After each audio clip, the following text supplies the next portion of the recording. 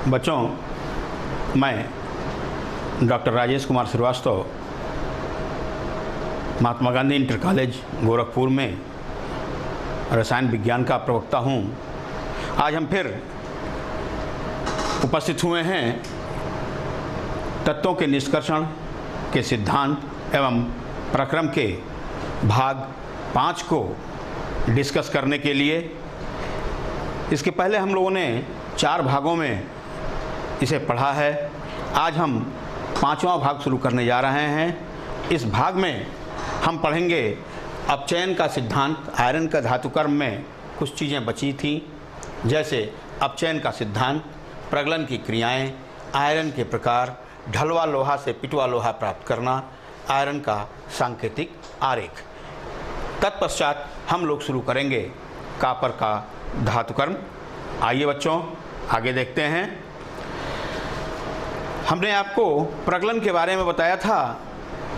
प्रगलन की वात्याभट्ठी के बारे में हम लोगों ने पढ़ा था। आज हम पढ़ेंगे जो हेमेटाइट अयस्क हम लेते हैं उसका अपचयन कैसे होता है, एलिंगम आरेख के द्वारा कैसे हम उसे पहचानेंगे, कैसे करेंगे, उसका जजमेंट कैसे करेंगे, ये हम देखते हैं। यहाँ बच्चों यह एलिंगम आरेख है। इसमें आपको दिखाई दे रहा होगा कि 3 लाइनें, 3 वक्र दिखाई दे रहे होंगे। एक Fe से Fe2O3 का, दूसरा CO से CO2 का और तीसरा C से CO का। 3 ग्राफ यहाँ बने हुए हैं। ये तीनों वक्र एक दूसरे को 1073 केल्विन पर काट रहे हैं। क्या मतलब हुआ इसका? इससे हम क्या पता लगा सकते हैं? इससे पता ये लगता है बेटा कि यहाँ पर जब हम आगे बढ़ते हैं, जब हम अपचयन की बातें करते हैं, तो यहाँ इस पॉइंट के नीचे अगर हम आते हैं तो यहाँ डेल्टा जी ओवरऑल रिएक्शन का मान नेगेटिव होता जाता है। जैसे डेल्टा आर जी का मान नेगेटिव होगा, वह अपचयन करने के लिए ठीक होगा, उपयुक्त होगा, और जैसे ही उसका मान पॉजिटिव की तरफ जाएगा या कम ऋणात्मक होगा, वह उतना उपयुक्त नहीं होता है। यहाँ पे यह कटिंग देखिए, यह कटिंग यानी इसके नीचे अगर हम आते हैं तो C + O2 = 2CO मिल रहा है। इसके नीचे जैसे ही हम 1073 केल्विन से आगे बढ़ते हैं, उच्च ताप लेते हैं, यहाँ पर कार्बन Fe2O3 को अपचयित कर देगा। लेकिन अगर हम 1073 से कम लेते हैं तो अब यहाँ मान इसका कम हो गया, डेल्टा Rg का मान यहाँ पॉजिटिव हो जाता है और इसलिए यह यहाँ पे अपचयन संभव नहीं होगा। तो यहाँ पे अपचयन कैसे संभव होगा? अब इस लाइन के नीचे ये है, आपको दिखाई दे रहा होगा, यानी इससे कम यहाँ पे डेल्टा Rg का मान है, और यह कम होने के कारण अगर हम 1073 केल्विन से नीचे की ताप पर अपचयन कराना चाहते हैं तो CO यहाँ अपचयन के लिए उपयुक्त होगा। यहाँ देखें आप, रिएक्शन में मैंने आपको लिखा है Fe2O3 + 3C कार्बन के साथ हमने इसको अपचयन की क्रिया कराने की कोशिश की है। कितने पे? 1073 केल्विन के ऊपर जैसे जाएंगे यह Fe में अपचयित हो जाएगा। लेकिन अगर हम इसे 1073 केल्विन के नीचे कराना चाहेंगे तो यह हमें कार्बन मोनोऑक्साइड लेना पड़ेगा। यानी 1 सेकंड के लिए मैं इसे पीछे करता हूँ, फिर से देख लें आप। यहाँ यह कार्बन मोनोऑक्साइड जो है यह उपयुक्त होगा 1073 के नीचे, और 1073 के ऊपर अगर हम बढ़ते हैं तो यह कार्बन अपचयन के लिए उपयुक्त होगा। यह इससे हम लोगों ने समझ लिया है। अब आगे बढ़ते हैं।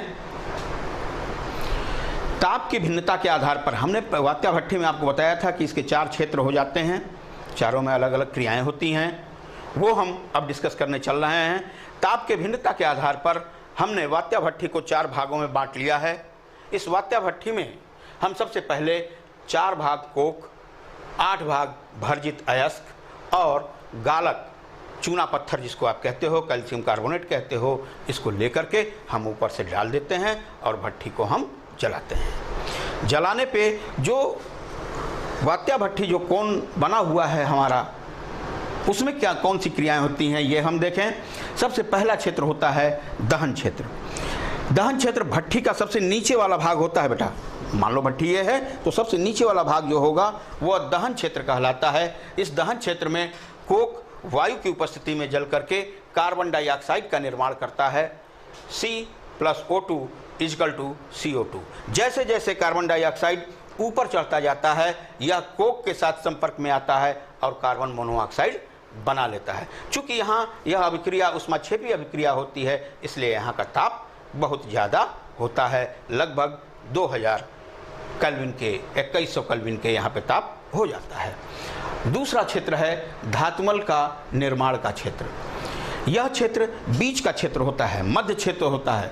यहाँ पर जो टेम्परेचर होता है, नीचे टेम्परेचर ज़्यादा होगा, ऊपर टेम्परेचर कम होगा, उसके ऊपर टेम्परेचर और कम होगा।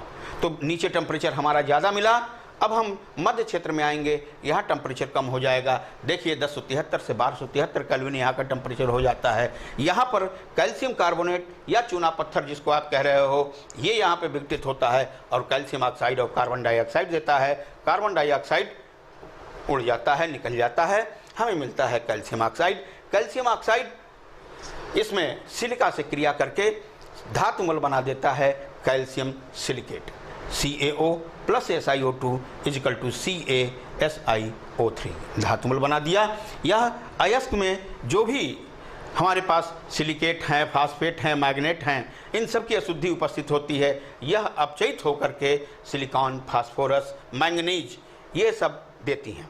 अगले प्लेट की तरफ चलते हैं हम। रिएक्शन यहाँ लिखा हुआ है, आप ध्यान दें। SiO2 सिलिका हमने ले लिया, कार्बन से इसका अपचयन हुआ और ये सिलिकॉन में बदल गया। यहाँ पे हमने फास्फोरस पेंटाऑक्साइड लिया, कार्बन से हमने इसकी क्रिया कराई, फास्फोरस में यह अपचयित हो गया। उसी तरीके से MnO2 हमने लिया, यहाँ कार्बन से अपचयित कराया, Mn में अपचयित हो गया। तो यह क्रियाएं जो होती हैं यह अशुद्धियाँ अपने धातु में अपचयित हो जाती हैं। यहाँ पे जो मिलता है वह आंशिक रूप से स्पंजी आयरन द्वारा जो धातुमल मिला हमको, वो उसकी बात हम कर रहे हैं। धातुमल बन रहा है ना इसके पीछे, तो वो धातुमल यहाँ पे कुछ स्पंजी आयरन द्वारा और कुछ धातुमल द्वारा यह सारी चीज़ें अवशोषित कर ली जाएंगी। ठीक है, क्लियर। अब हम आगे बढ़ें। नेक्स्ट क्षेत्र है अपचयन का क्षेत्र, रिडक्शन जोन, जो हमने कहा कि यह भट्ठी के सबसे ऊपर का क्षेत्र कहलाता है।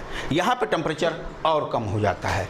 यहाँ का टेम्परेचर देख लीजिए 525 से लेकर के 925 केल्विन के बीच यहाँ पे होता है। यहाँ पे अयस्क अपचयित हो जाता है। देखिए अयस्क हमने लिया, किसका अयस्क है? आयरन का।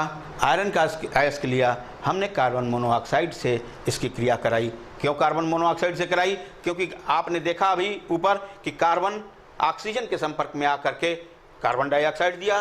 कार्बन डाइऑक्साइड जैसे ही ऊपर उठता है कोक के संपर्क में आता है और कार्बन मोनोऑक्साइड देता है। कार्बन मोनोऑक्साइड नीचे से ऊपर की तरफ बढ़ता है और यह ऊपर से हमने चार्ज दिया है, घान दिया है, अयस्क डाला है, उस अयस्क के साथ यह मिलता है और मिलने के बाद यह Fe3O4 हमको देता है।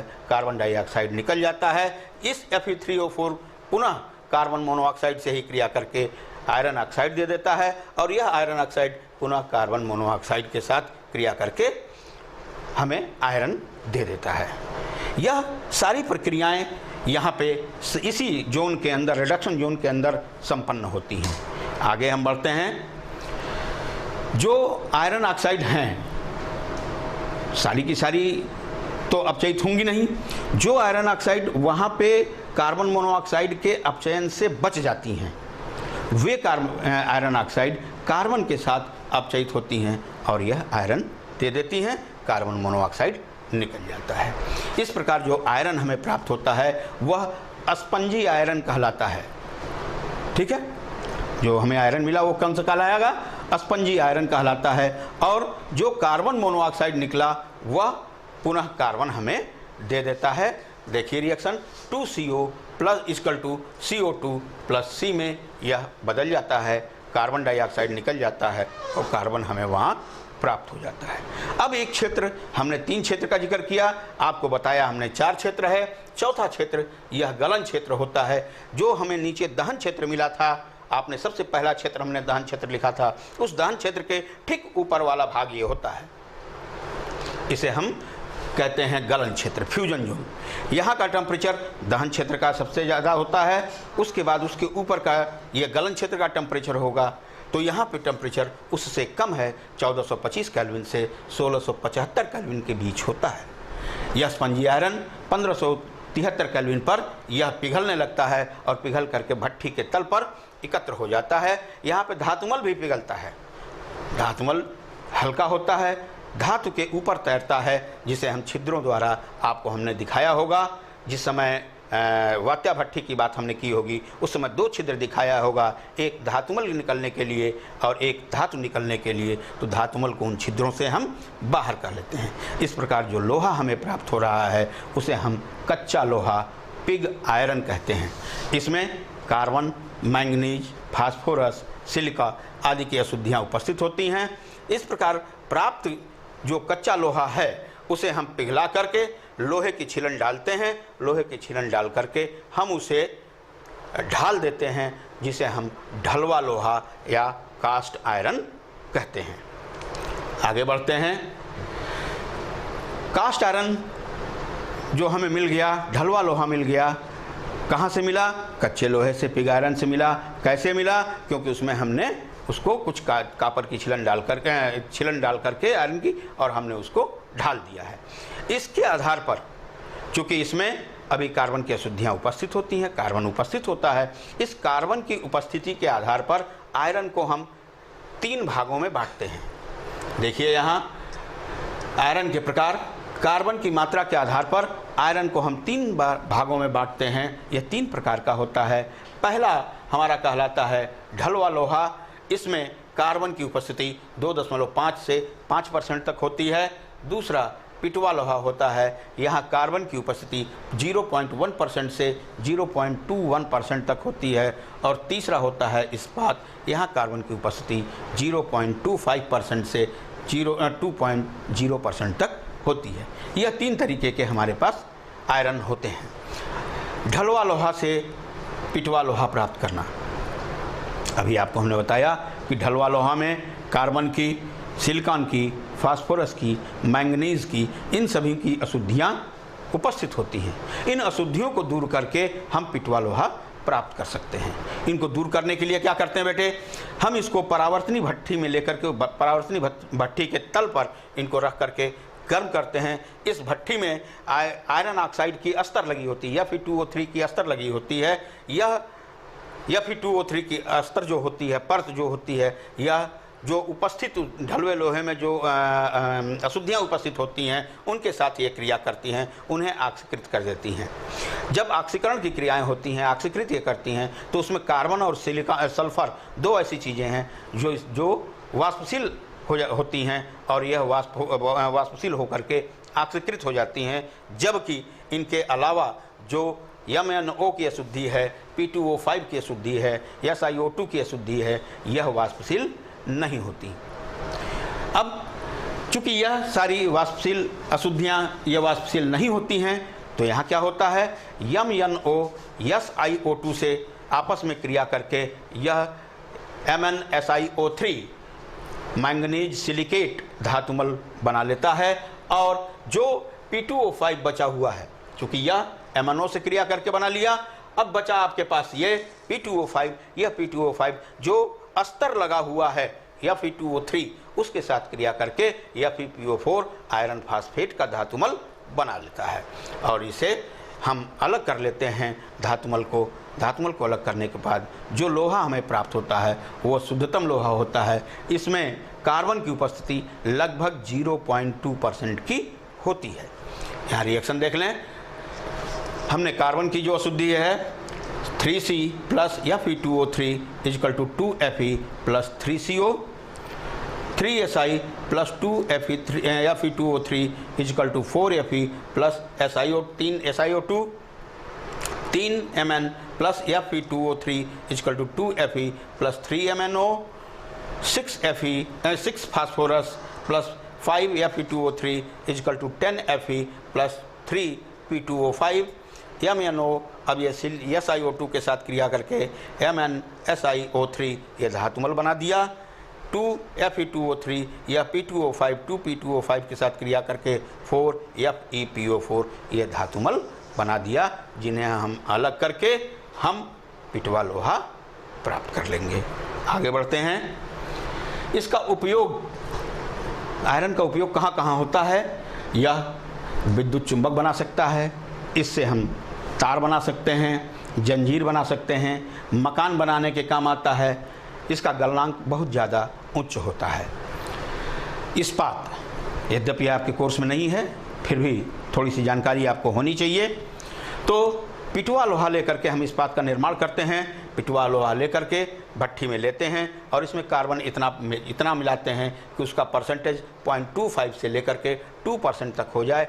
फिर जिस प्रकार की स्टील हमें चाहिए, जिस प्रकार का इस्पात हमें चाहिए, उसके अनुसार चाहे Mn हुआ, चाहे Cr हुआ, क्रोमियम हुआ, चाहे कार्बन हुआ, चाहे निकल हुआ, इन सबों को मिला करके भट्ठी में गर्म करते हैं तो हमें इस्पात प्राप्त हो जाता है। आगे बढ़ते हैं। ये हमने आयरन के निष्कर्षण का सांकेतिक चित्र बनाया है। हम क्या क्या करते हैं, कौन कौन से स्टेप से जाते हैं, एक सरसरी निगाह से आप देख करके उसे आप समझ सकते हैं। हमने आयरन का अयस्क लिया, आयरन का अयस्क लेकर के हमने उसे चुंबकीय पृथक्करण विधि द्वारा इसका सांद्रण कर दिया। सांद्रण करने के बाद जो सांद्रित अयस्क हैं उनका हमने निस्तापन और भर्जन किया। भर्जन करने के बाद हमने उसे प्रगलन के लिए वात्या भट्ठी में हमने दिया, जहाँ पे ये सारी अभिक्रियाएं संपन्न होती हैं। यहाँ से जो हमें प्राप्त होता है वह स्पंजी आयरन कहलाता है। यह स्पंजी आयरन अशुद्ध होता है। इससे जो लोहा प्राप्त होता है वो कच्चा लोहा होता है, जिसमें हम ढाल करके ढलवा लोहा बना देते हैं। उसे ठंडा करने पर ढलवा लोहा प्राप्त हो जाता है। यह एक सांकेतिक आरेख है आपके आयरन के निष्कर्षण का। अब हम यह तो अभी तक तो बात रही आयरन के निष्कर्षण का, अब हम बातें करेंगे कॉपर के बारे में। आगे चलते हैं। आशा है बच्चों तुम्हें समझ में आ रही होगी। कॉपर का धातुकर्म, कॉपर का धातुकर्म करने के लिए जैसे हमने पहले कहा कि अयस्क से हम करते हैं, तो अयस्क देख लेते हैं। ये सल्फाइड अयस्क है, copper glance Cu2s, copper pyrite CuFeS2, carbonate अयस्क इसका मैलाकाइट कहलाता है CuCO3.CuOH का होल ट्वाइस, एजुराइट CuCO3.CuOH का होल ट्वाइस, ऑक्साइड अयस्क इसका क्यूपराइट होता है Cu2O। क्यूपराइट लाल रंग का होगा, एजुराइट नीले रंग का होता है, मैलाकाइट हरे रंग का होता है। यहाँ पर जो अयस्क लेते हैं कॉपर के निष्कर्षण के लिए, मुख्य रूप से वो कॉपर पायराइट होता है। अब इसे हम धातुकर्म में आगे बढ़ते हैं। इस क्रम में तो हम जानते हैं कि किसी भी धातुकर्म के लिए 3 स्टेप होते हैं। पहला सांद्रण, दूसरा धातु का निष्कर्षण और तीसरा धातु का शुद्धिकरण। पहले पर हम आते हैं, चूँकि हम सल्फाइड अयस्क ले रहे हैं, सल्फाइड अयस्क लेने के लिए अयस्क को सांद्रित करने के लिए हम कौन सी विधि इस्तेमाल करते हैं बेटा? झाग प्लावन विधि। कौन सा विधि इस्तेमाल करेंगे? झाग प्लावन विधि। इस विधि में आप क्या करते हो? अयस्क को बारीक पीस लेते हो चूर्ण की तरह। पीसने के बाद आप उसमें एक टैंक लेते हो, टैंक में आप पानी और तेल मिला करके, चीड़ का तेल मिला करके भर देते हो। भरने के बाद उसमें आप अयस्क डाल देते हो। अयस्क डालने के बाद उसमें वायु की तेज़ धारा प्रवाहित करते हो, तो अयस्क झाग के रूप में साथ ऊपर आ जाता है, जिसे आप अलग कर लेते हो। अधात्री नीचे बैठा रह जाता है। इस प्रकार यह अलग हो जाता है। सांद्रण, इसका सांद्रण हो जाता है अयस्क का। और सांद्रित अयस्क हमें मिलने के बाद हम क्या करते हैं? आगे बढ़ें। दूसरा है स्टेप धातु का निष्कर्षण। धातु का निष्कर्षण करने के लिए सबसे पहला काम हम करते हैं भर्जन, रोस्टिंग। ये भी शब्द कई बार आ चुके हैं, आपको अच्छी तरीके से याद हो गया होगा, मुझे जहाँ तक समझ में आ रहा है। इस सांद्रित अयस्क जो हमें मिलता है उसमें Cu और Fe के सल्फाइड के अलावा आर्सेनिक और एंटीमनी की अशुद्धियाँ भी उपस्थित होती हैं। इस सांद्रित अयस्क को लेकर के हम भट्ठी में लेते हैं। भट्ठी में परावर्तनी भट्ठी में होता है बेटा ये। इसे लेकर के हम उसे गर्म करते हैं। वायु की तेज़ धारा में गर्म करने पर जो कुछ क्रियाएं यहाँ पे होती हैं, वो क्रिया देखा जाए कौन सी होती है। पहला आर्सेनिक और एंटीमनी की जो ऑक्साइड हैं वो ऑक्साइड के रूप में वो ऑक्सीकृत हो जाएंगे, चाहे सल्फर हो, आर्सेनिक हो, एंटीमनी हो, ये सारे के ऑक्साइड बन करके वो वाष्पीकृत हो जाते हैं। 4As + 3O2 = 2As2O3, 4Sb + 3O2 = 2Sb2O3, S + O2 = SO2, यह ऑक्साइड बन गए। दूसरा क्रिया क्या होता है कि अयस्क में जो Cu2S है और FeS है, इन दोनों के मिश्रण में अयस्क परिवर्तित हो जाता है। किसमें किसमें? अयस्क जो परिवर्तित होगा वो Cu2S और FeS के मिश्रण में परिवर्तित हो जाता है। रिएक्शन देखिए, 2 मॉलिक्यूल CuFeS2, इसे हमने ऑक्सीजन के साथ क्रिया कराया, यह बदल गया Cu2S + 2FeS + SO2। तीसरा इसमें क्या होता है कि जो Cu2S और FeS की बात हम कर रहे हैं, यह कुछ इसमें से ऑक्साइड में भी परिवर्तित हो जाते हैं। देखिए reaction, 2FeS + 3O2 = 2FeO + 2SO2, 2Cu2S + 3O2 = 2Cu2O + 2SO2। अब यहाँ देखें, एक चीज़ बेटा बहुत ध्यान देने की है कि यहाँ पे हमें क्या क्या मिल रहा है। भर्जित अवस्था में Cu2S मिल रहा है, FeS मिल रहा है, Cu2O मिल रहा है और FeO मिल रहा है। यानी यह चारों चीज़ें भर्जित अयस्क में उपस्थित हैं, वही हमने लिखा है। अतः भर्जित अयस्क में Cu2O, FeO, Cu2S तथा FeS उपस्थित होते हैं। अब इनको लेकर के भर्जित अयस्क को हम आगे बढ़ते हैं प्रगलन की क्रिया की तरफ। प्रगलन की क्रिया में पहुंचने के लिए हम यहाँ वात्या भट्ठी का इस्तेमाल करते हैं। वात्या भट्ठी के बारे में भी बच्चों आप जानते हो बहुत अच्छी तरीके से कि यह कोन की तरह होता है। यहाँ इसकी लंबाई लगभग 30 मीटर से 40 मीटर के बीच होती है, ये तो आपको पता ही है। अंदर अग्निशः ईंटों को अस्तर लगा होता है, यह भी आपको पता है। 2 नीचे टैप लगे होते हैं, यह भी आपको पता है, क्योंकि एक से आप धातुमल निकालते हो और एक से आप धातु निकालते हो। तो ये वात्या भट्ठी का एक चित्र जो आपके आंखों के सामने मैंने खड़ा किया है, यह है। अब इसमें हम लेकर के भर्जित अयस्क लेकर के उसमें हमने रेत मिलाया, कोक मिलाया, कोक मिला करके हमने वात्या भट्ठी में इसको ऊपर से डाला। अब डालने के बाद क्या कौन सी क्रियाएं होंगी ये हम देखते हैं। इसमें जो क्रियाएं होती हैं वो ये क्रियाएं हैं। यहाँ Cu2O FeS से क्रिया करके आपको क्यूप्रस सल्फाइड में परिवर्तित हो जाता है। Cu2O + FeS = Cu2S + FeO। दूसरी क्या होता है कि FeS जो होता है, आयरन सल्फाइड जो होता है, वो ऑक्सीजन से क्रिया करा करके FeO में परिवर्तित हो जाता है। 2FeS + 3O2 = 2FeO + 2SO2। तीसरी क्रिया क्या होती है कि आयरन ऑक्साइड जो FeO है वह SiO2 से क्रिया करके धातुमल का निर्माण कर देता है। FeSiO3 फेरस सिलिकेट का निर्माण कर देता है।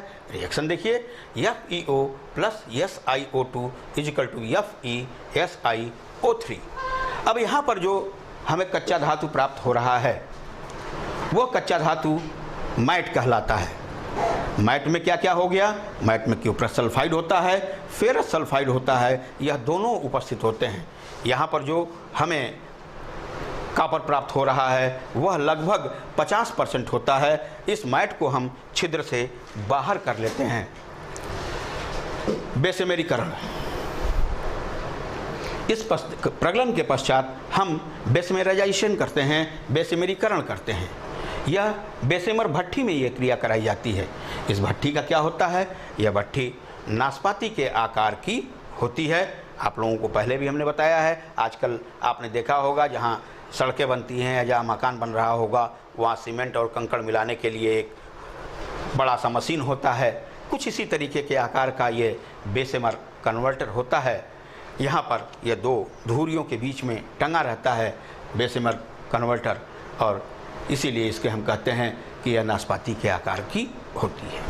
यह इस्पात की बनी होती है। इसमें चूने या मैग्नीशियम का अस्तर लगा होता है। इस भट्ठी में कापर मैट लेकर के उसमें हम रेत मिला देते हैं। रेत मिला करके उसे हम टूयर द्वारा, नीचे एक टूयर लगा होता है, एक छिद्र होता है जिसे हम टूयर्स कहते हैं, वहाँ से हम गर्म वायु का झोंका प्रवाहित करते हैं। गर्म वायु का झोंका जब प्रवाहित करेंगे तो यहाँ क्रियाएं शुरू होंगी। उस क्रिया के फलस्वरूप सल्फर डाइऑक्साइड तो निकलता ही निकलता है, यहाँ पतला धातुमल प्राप्त होता है और पतला धातुमल के साथ साथ हमें फफोलेदार कापर प्राप्त होगा।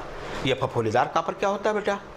जो हमें कापर मिल रहा है उसके ऊपर, जैसे आपने पानी उबलता होगा तो देखा होगा बुलबुला ना, ठीक उसी तरीके से बुलबुले उसके ऊपर लगते हैं, दिखाई देते हैं, हो जाते हैं। इसको हम फफोलेदार कापर कहते हैं। ये क्यों होता है? सल्फर डाइऑक्साइड जो होता है उसके कारण। सल्फर डाइऑक्साइड जब उसमें मिलता है तो वह उसके कारण वह फफोलेदार हो जाता है, इसलिए हमें उसको कहते हैं फफोलेदार कापर, फफोलेदार हो जाता है। अब यहाँ पे जो पतला धातुमल होता है, चूँकि वो धातु से हल्का होगा तो माने सामान्य रूप से वो धातु से हल्का होने के कारण ऊपर ही तैरता रहेगा, तो हम इसे ऊपर से हटा लेते हैं।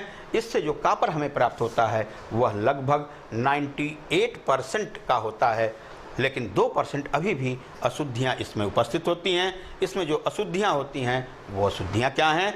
Silver, AU, Ni, Zn, Pb, Sn, इन सब की अशुद्धि यहाँ उपस्थित होती है। रिएक्शन हम देखें, 2FeS plus 3O2 is equal to 2FeO plus 2SO2। ठीक है बेटा। नेक्स्ट देखिए, FeO plus SiO2 is equal to FeSiO3। Ferrous silicate, iron silicate, यह धातुमल के रूप में मिल गया हमें। यहाँ पे हमने क्यूप्रस सल्फाइड ले लिया, 2Cu2S plus 3O2 is equal to 2Cu2O plus 2SO2, sulphur dioxide बन गया। अब यह 2Cu2O प्लस 2Cu2S, यह कापर में अब हमें मिल गया कापर, और इसी में यह सल्फर डाइऑक्साइड रहने के कारण यह फफोलेदार हो जाता है, प्लस 2SO2 यह निकल गया। तो बच्चों आज हम यहीं पे समाप्त करते हैं। मुझे उम्मीद है कि आप लोगों को अच्छी तरीके से ये समझ में आया होगा। सबसे अच्छी चीज़ क्या है, जो महत्वपूर्ण चीज़ है वो है क्या?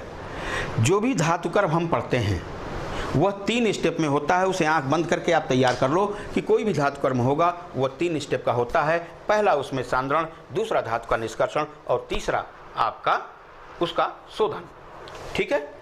इन 3 चीज़ों में जो सबसे कॉमन होता है, अगर धातु सल्फाइड अयस्क है तो झाग प्लावन विधि, कार्बोनेट अयस्क है गुरुत्वीय विधि, और यदि उसमें कुछ मैग्नेटिक अशुद्धियां हैं आयरन की और अन्य मैग्नेटिक अशुद्धियां हैं तो चुंबकीय विधि।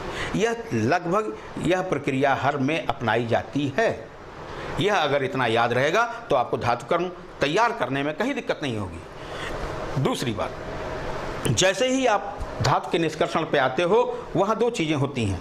वहाँ पे जो होंगी वह एक भर्जन, दूसरा प्रगलन, इन दोनों में आपको देखना होगा। और तीसरी चीज़ धातु का निष्कर्षण जो होता है वहाँ पे आप आते हो। ठीक है। तो मैं आज यहीं पे इसलिए समाप्त कर रहा हूँ कि इसके आगे की जो बातें होंगी हमारी अगले वीडियो में होंगी, अगले लेक्चर में होंगी।